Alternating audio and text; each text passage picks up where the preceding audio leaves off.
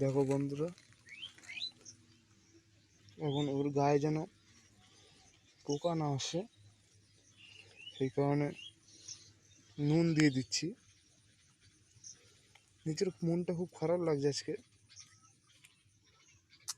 যে সকালবেলা উঠে দেখলাম পাখিটি জীবিত আছে, তো তার কিছুক্ষণ পরেই দেখলাম মারা গেছে।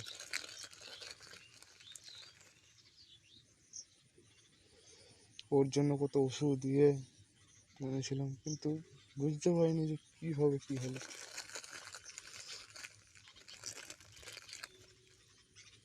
কতটা এরম হবে